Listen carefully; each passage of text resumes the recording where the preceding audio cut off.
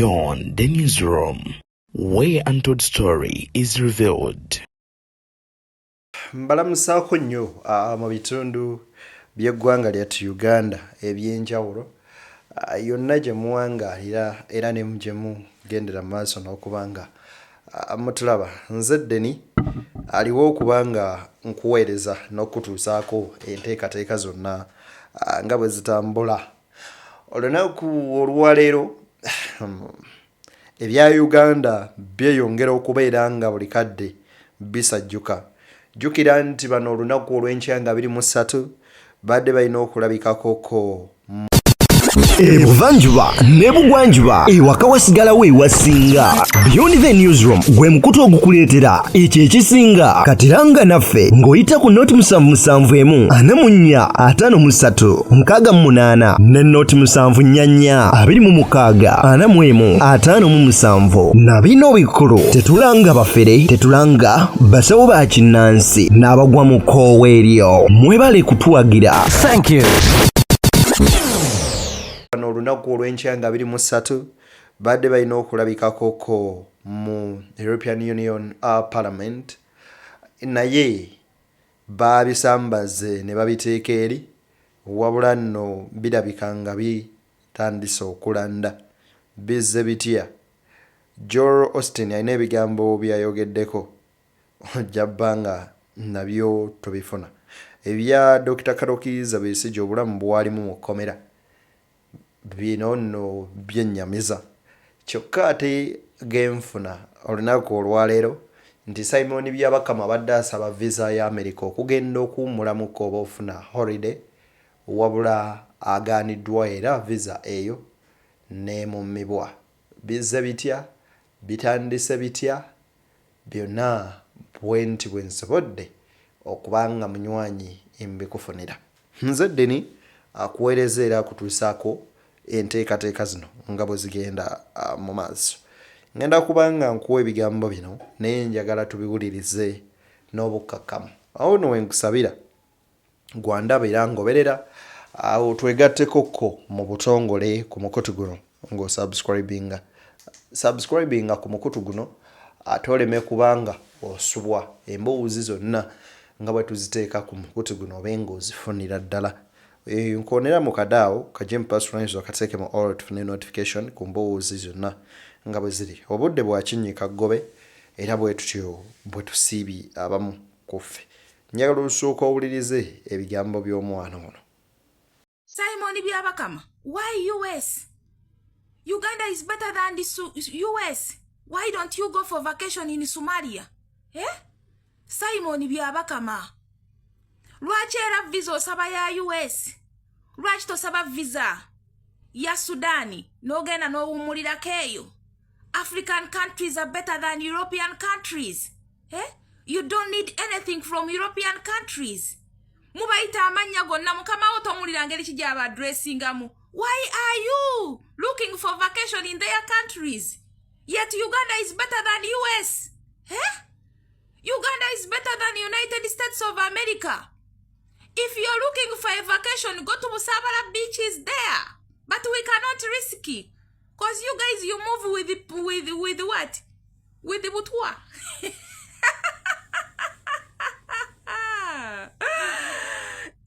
Oyagala kundeka wano mu ddungu ly'omuwarabu.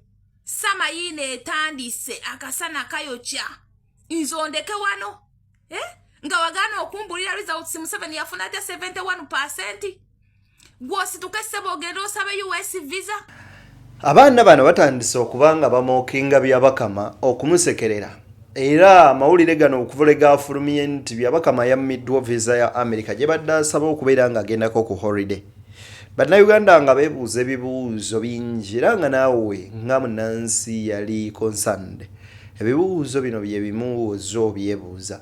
Bwe bookera ku makya ne mugamba nti temulina kye mwetaaza Bazungu era temubeetaaga. Lwaki yookera ku makya n'obanga oyagala visa ekutwala okuwummulamuko? Omwana ono nansosezza agambye nti sooka otubuulire wagana n'otubuulira gwe walangirira afuna atya 71%. Era obululu wabujjanga wakyo kambu gwe oyagala genda kola ki? kugendako ku holiday mu mbeera y'emu bano bennyini Honorable Minister Okello Oryem ow'ensonga State Minister for Foreign Affairs yavuddeyo n'abagamba nti ambassador waabwe Black owawale mu Brussels Belgium oba Bubirigi tajja kusobola kubeera ng'agenda era tebamukkiriza kubanga atuula mu European Union Parliament era tajja kubeera ng'agendayo. Lwaki? Mbu tebagenda tambulira ku ntoli za Kyagulanyi. Bwe muba mulaga ekifaananyi ekya demokolasiya era n'akalulu akaali akalungi, lwaki mwewala okubeera nga mutuula mu nkiiko nga zino okuba nga mubiitebya n'okunnyonnyola n'okuwa accountability ku bintu byonna nga bwe byatambula? Anyway, byonno bibuuzo bannayuganda bangi babyebuuza nga nange bwe mbyebuuzizza. Nisooka owulirize ebigambo bino. Ebyavudde mu summit y'e Geneva bikyaleeseewo ate munnange wuliriza. Nze ndowooza abamu politics bamuyingiramu nga tebamumanyi. Kiringa makaago bwegamumala okukulema nga bugamba nti kampite neyi bantu akole ki anyambeko gwe gakulemedde. You see, leadership is not ekintu ekiri awo ekyokusaagiramu ekyokuzannya. Era kyovola president abaala yayogera ebbanga erisinga nti abantu abaddukira mu bazungu okunoonyayo obuyambi n'okwogerera amafuukooli be balabe b'ensi rino. Omuzungu tolina kyomugamba kyakwetaagako omunnyonnyola akuyamba eki. Eyandibadde amuyamba be bantu abali wano mu Uganda, abandi muwadde akalulu ne basanga is wanting. That's why nibwabeera ajjanga ajja time n'abulira abantu bamutunulira bamulaba bulabi. Tebamutwalamu tebamubalamu kintu kiri awo nti alina kyayinza okugusa oba kyayinza okutambuza. Ate okuddukira mu bazungu bajje bakole ki? Batugambe bamulonde bamugaye bamulonde akole ki? I think politics tuleke kumusaagiramu kuba decisions ezikolebwa nga oli mukulembeze za affecting eggwanga nebyoyogera byennyini osooka n'obiweyinga n'obiraba kigenda kuyamba ggwanga oba kigenda kulinnyika. Nze ndowooza nti abamu ebyobufuzi bamale kubibangukamu babyetegereze bulungi kubanga bw'obeera nga oli munnayuganda n'ofuluma obwera ate n'ojolonga ensi mw'ova obeera nga nannyini kigwa yakiweebuula. Waliwo ebintu byoteeka okwogerera mu Uganda ate waliwo n'ebintu byoteeka okwogerera ebweru kuba ne bw'oba oyagala eggwanga lino liba liryo mw'oba ova naye bw'omala okulyonoona kati ate gwe bw'onodda ofuge ki? Nannyini kigwa yakiweebuula. Omuntu okuvaayo n'ayogera ku bibi byo ensi esobola okubeera nga ebimanya aba mubi nnyo era aba aweebudde ekiggwa. Wabula ekyewuunyisa nti gwakola ebyo ebibi byonna bw'oba toyagala kugambibwako era ensi mwana tuggwe batalina kubimanya. Oli bwakeera ku makya n'agamba nti ewaffe mwana tu abantu babakwata ne babasibira obwereere ye abaffe gye bali bo basiba oba nedda. Kati oli ayogedde ku bibi by'okola omunenyi olw'okuba ng'ayogedde. Lwaki okuba omwana olw'okuba akugambye nti owange taata empale y'emabega eriko ekituli nti ate onyinza otya okunjogerako okuŋŋamba nti empale erina ekituli mu bantu oba oyagala kutulaga bulazi butuuliro? Omanyi Abaganda balina olugero olugamba nti ow'empaka akumunama ebiri. Abanyankole balina ke bagamba nti anyampise kikiga kagwayo katya naye nga nti anyampise kikiga amaliriza akoze atya? Amaliriza yeepyeredde nti bw'oyagala okufuuwa ennyo nti nze nfuuwa n'oweri n'awulira omaliriza weddukanedde bweddukanya. Kati nammwe bye mukola bwe bityo bwe bigezaako okuba nga bifaanana nti the moment wookerera ku makya wakwata Dr. Kanokiza Besigye ne mumujja Tanzania ye Kenya ne bamuleeta nga tewaliiwo mateeka gagobereddwa ne bamusiba for over a full year kati agenda mu myaka 2 naye nga n'emisango gye bamuteekako omusajja wattu nga ye Dr. Kizza Besigye bamuliranye bagamba nti gino misango gya byabufuzi. Wakwata Kibalama n'omubuuzawo va 2019 2 Novemba paka na guno gwaka myaka 6 maama wafudde tata wafudde omwana bamubuuzaawo. Wabula bwe babyogerako ebyo eri ebbali nga mugamba awo n'asiiga eggwanga ekifaananyi ekibi eringa etali nsi ye. Mmwe abali mu nsi yammwe lwaki mukola ebikolwa eby'ekitujju ku nsi yammwe? Ebyo ebibuuzo bwe bityo byo temubyebuuzaako.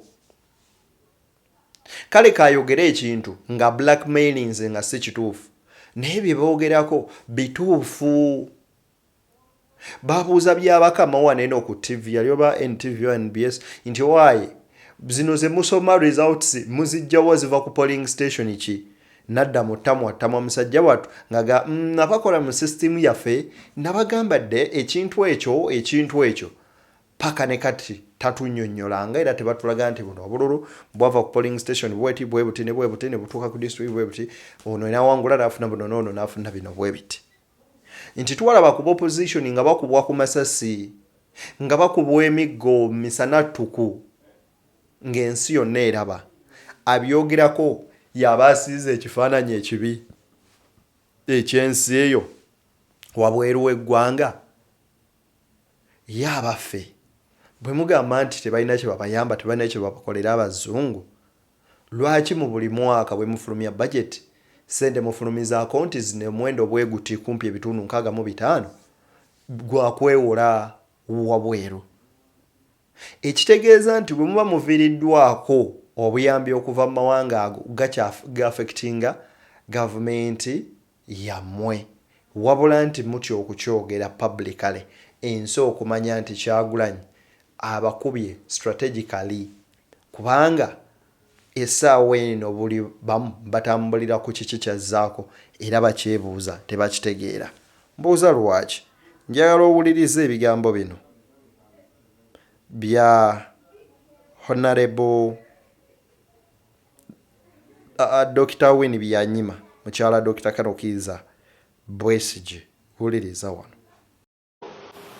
Ensonga za politics zandibadde zoogeddwako ku mmeeza.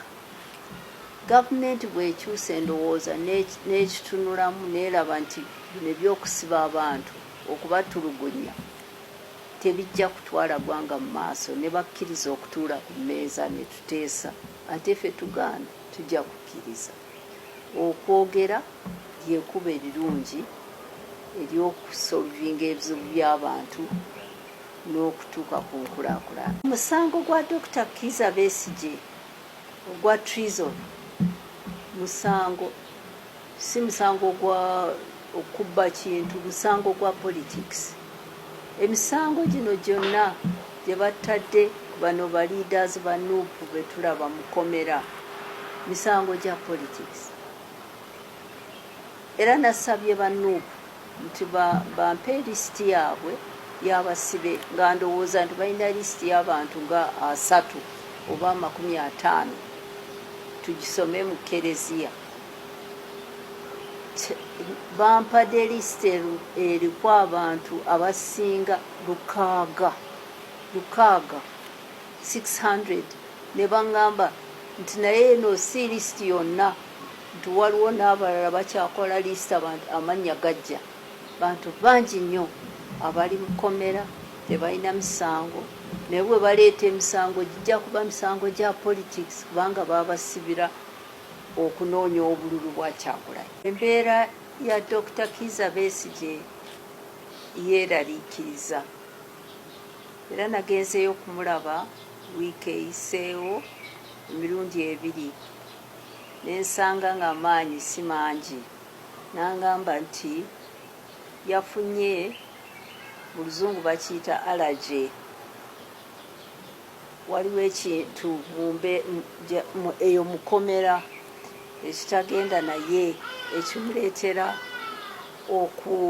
okukolola buli kiseera. Ate bw'akolola amaanyi gakendeera n'eddoboozi libula. Kyoba olaba nti oluusi abantu bagendayo okumulaba tebamulaba kubanga eddoboozi liba ligenze. amaanyi nga matono n'okutambula.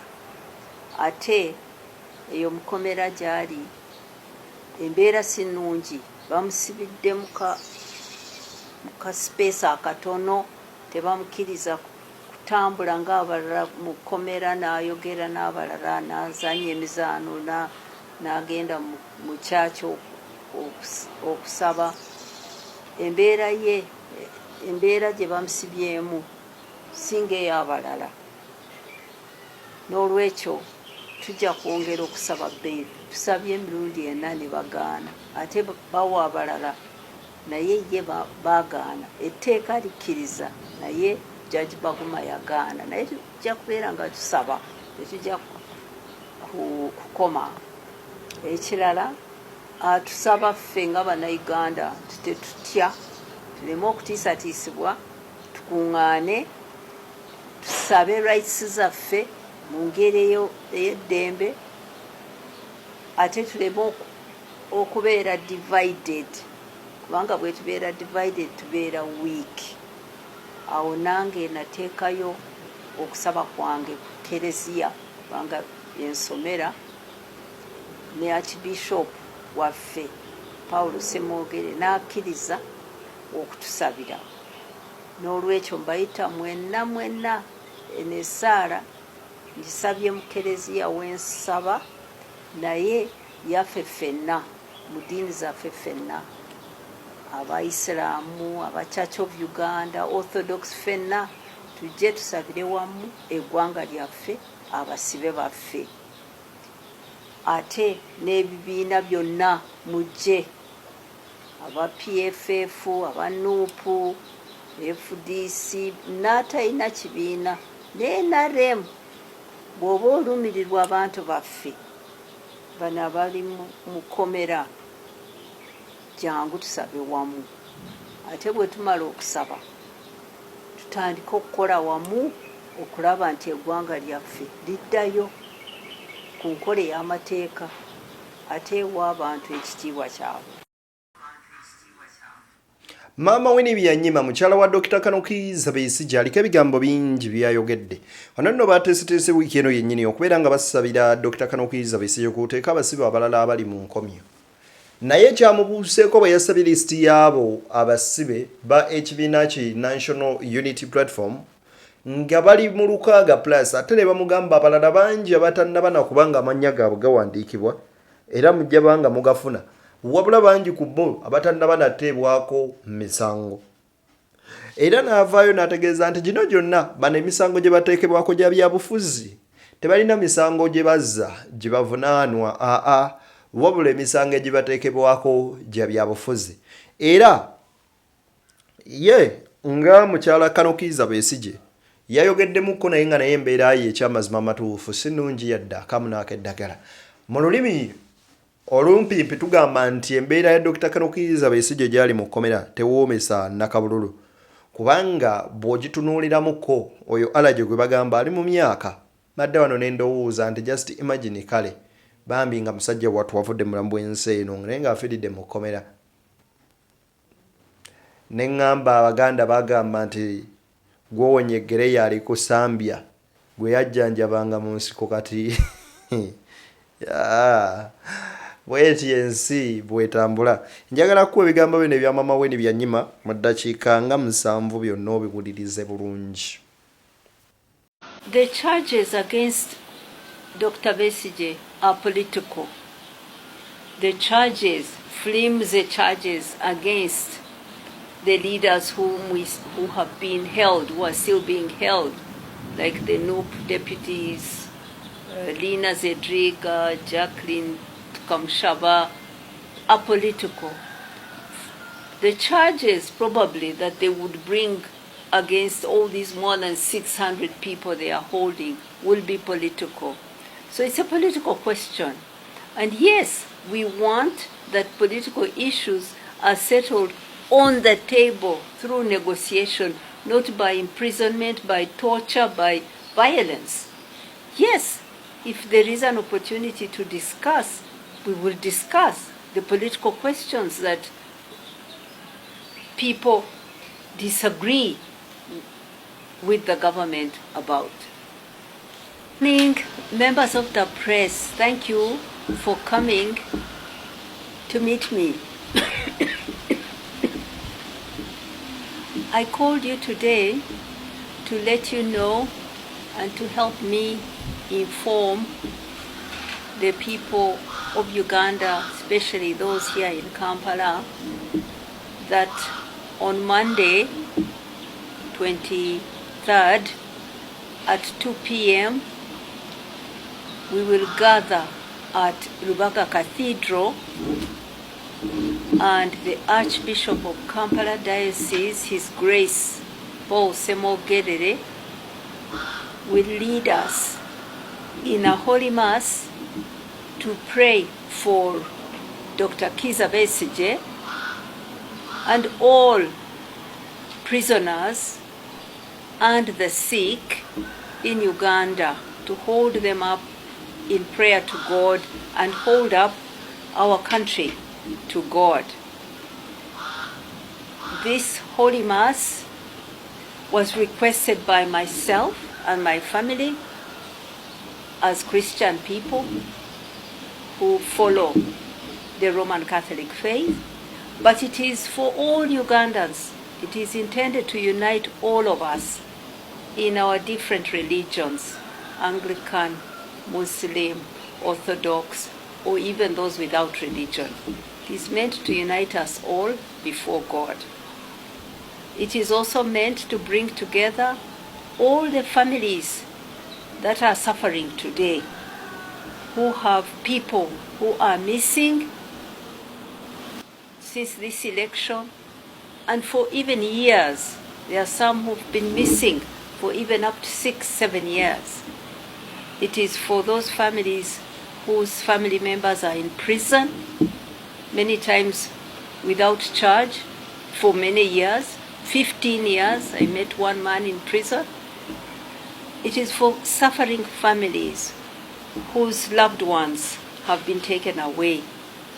Yesterday, I asked the Secretary General of NUP, David Louis Bongoya, to give me a list of families, of names of people who are missing or in prison among their supporters. I was expecting to get maybe a list of 30 names, or if many, 50 names, so that I take them to this Mass and we pray for them, we read them. I got a list of more than 600 people. And he said to me that the list is longer, it keeps growing every day. There are people they don't know yet who are missing. So it is a crisis in our country. We are coming together to pray at a time of crisis. This is not normal. The thing is that the violence, the militarism, the misogyny, the hatred and abuse of women has been going on and continues to be normalized. We are coming to pray to say that this is not right, this is not normal. We want it to change. We want a peaceful country, a democratic country. You see, since we started these elections and Dr. Kizza Besigye decided to run, the first time he ran, 2001, after that election, he fled into exile. He spent 5 years in exile. That was not normal. The next election, 2006, for that one, he spent half the campaigning time in prison, facing the same charges he's facing today, treason, even rape was there. Half the time in the presidential election, the main candidate was in prison. That was not normal. The next election, the third one, 2011, he was assaulted. I had to take leave from my job in New York to come here to evacuate him to Nairobi to be treated after he was physically assaulted, almost made blind. That was not normal. Should I go on? The fourth election, He was held here after the election, prisoner in his own home, unable to step outside for months. We had to fight and fight and fight for him to be able to step out and be normal. That was not normal. Now see this young man, Robert Kyagulanyi. He comes out of an election and has to flee, hide. Finally now we have heard him speaking from Geneva. He runs away. His wife,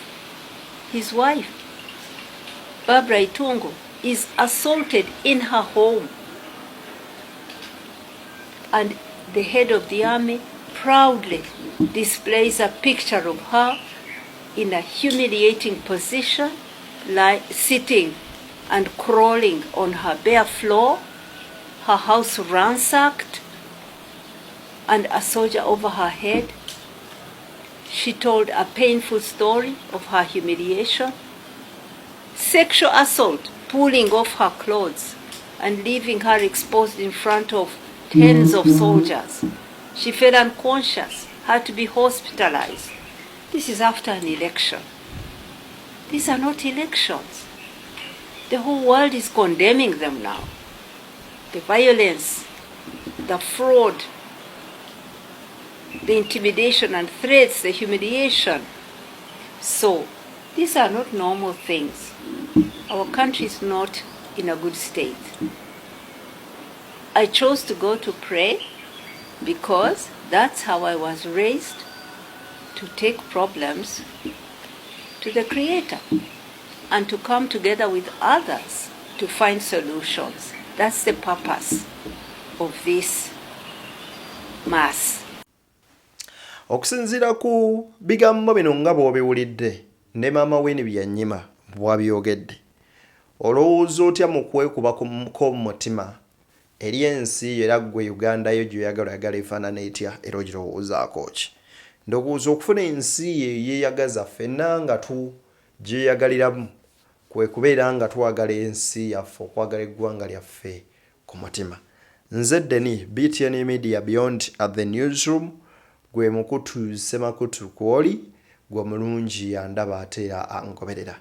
Nzikiriza nkuteere wano tusinkane nga guludde nakkiriza ate nkujjukiza nti okwagala eggwanga lyo kyabuwaze kubanga olunaku terulikya ng'okyusizza identity nedda olisigala oli munna-Uganda. Ne bw'ogikyusa era obuva obwo n'obuddo bulisigala buli Uganda. Nze Deni, BTN Media Beyond at the Newsroom, omukutu semakutu ogukutuusaako ensonga zisemasonga. Awo wennyini nzikiriza nkute.